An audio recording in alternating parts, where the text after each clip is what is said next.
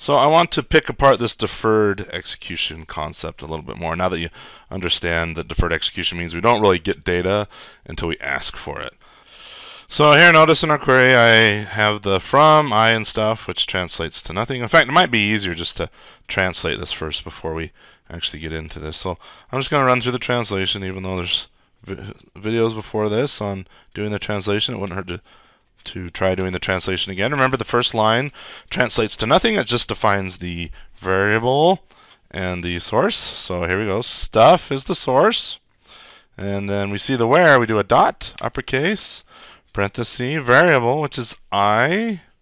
Close this. And now the next thing we have, I'm actually going to put where on the new line here.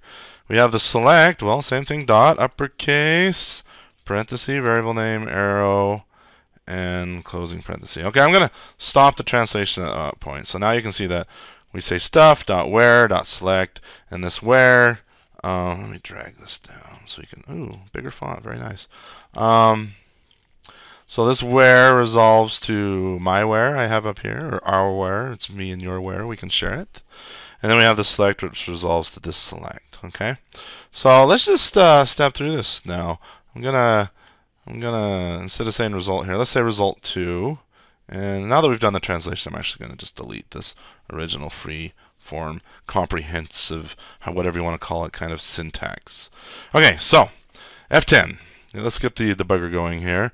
F10, step over the query here. Notice no output. Okay, deferred execution. And we say get enumerator, which simply returns an enumerator, and it's still no output. But we have an enumerator. I can walk through this. And then when I say move next, well, look at the very last thing we did. It's a select. All right, select when let me pull up the best drawing program I know of. It's absolutely awesome. It's called Microsoft Paint. I believe you can get a free trial or download it somewhere. Basically, when I put these queries together, I get a machine. I'm putting together a machine or a pipeline or an assembly line, so to say. All right. So the first thing I have is stuff here. All right. So stuff is an array 4891. So I'm going to actually come in here, grab the pencil. Let's see if my tablet's working. Yep. So stuff is this producing machine. It's called an array. What were the numbers again? 4819. Okay. 4819. All right, let's put commas in here just so we can tell that they're separate numbers. Okay. So the first thing that happens here is we have this source here, and then on source I slam this where iterator. Okay. So let's go over here, and when I say where, that returned an instance of a class that wheres on stuff. It runs the gauntlet on each item. Okay, so this is where. Okay, and so where gets its data, or it pulls its data from stuff. Okay, this is stuff with my poor handwriting on the Wacom tablet. And stuff's going to send its data to where, and where's going to run each item through the gauntlet. And then where is the source for select. Okay, select, we said dot where dot select. Well, select is yet another iterator block that just returns a new instance of the compiler generated class. So let's go over here and say, let's make this circle nice and big, and I'm going to say select. So I have just, using a query, I have pieced together a machine, or 3 machines, or I've put parts of a machine together, however you want to think of it. This part of the machine produces numbers, where sends each number through the gauntlet, and select transforms the numbers. Okay, so watch what happens when we tell this machine to go. I'm going to restart this and just F10. Remember, no output. And when I say rater.move next, well, rater is really working on select here. Okay, and notice, I know it reads like stuff where select, so you would think that we're pulling the data this direction. But what really happens is the data is coming from the select through to the where, or the select asks for data from the where, and the where asks data from stuff. Okay, so here, watch what happens. I hit F11. Notice we jumped up to the select. The select says, okay, let's get going. Right line select for each T item and items. Well, what is items?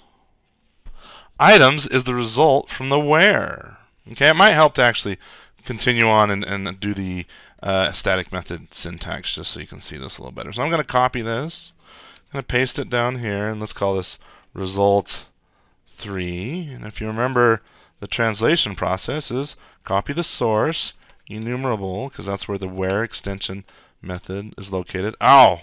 But I can't say enumerable because I wanted to use my where clause. So I'm actually going to get rid of this right here. Here's where. Okay, I wanted to use my where clause. So I'm just going to say where and put the stuff here. All right. So the compiler, notice the compiler's happy. It says where stuff I less than 5. Well, where, remember, this gets put into select as select sorts. So let me just bring this down here, format this a little bit so you can see it better. Boom. Okay. So result 3 is actually a reference to whatever select returns. Right? It's not a reference to what where returns. Select uses what where returns as its first argument here. Okay? But result 3 is pulling from select. So when I hit move next, let's start this sucker up again. When I hit move next, it's going to go to select. Well, select comes in and says, well, I need an item from items. All right, sorry, I stepped a little too far. I'm going to restart this. I need an item from items. Well, what is items for select? Well, select, its item is the result from where. Okay, so the what gets returned from where gets passed in as items. Okay, so when I say, in items, we're going to step up to the where. Well, what is where's items? Well, we'll go down here and say, oh, where's items is stuff, and stuff is our integers. Okay, so that's where the end of this chain is right here. You remember this little paint diagram I did. So where goes through and it says, okay, I need an item from items. All right. Well, the first item in items, let me hover over here, is a 4. All right, remember? We had a 4 in our array.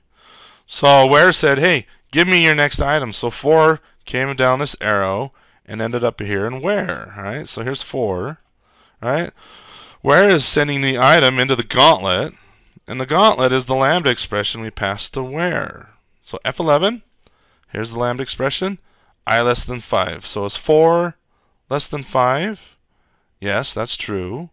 So 4 survives the gauntlet. Where yields that item back to select. So now going over here, where sent 4 over here to select. All right, so now 4 is no longer in where. It's now over in select. And select says, okay, well, let's transform the item. All right, item is 4. So the transform is this lambda expression we sent to select. So 4 plus 6 is 10. There's the transform. And Raider.move next. So Raider now, its current is 10. Whew, a lot of work. But see how we kind of pieced this machine together? And now these pieces of the machine are working, sending the numbers down the line. In fact, we actually consumed 4, so you can kind of pretend that 4 is no longer there. Well, let's do the next one, okay? We say move next. Well, move next goes back to select and says, okay, we'll pull another item from your items. Well, in order for select to pull an item, it has to ask where for an item. Remember, select says, hey, Mr. Where over here, give me another item. All right, and so where says, okay, well, Mr. Items, Mr. Array, give me another item. Well, the next item is 8.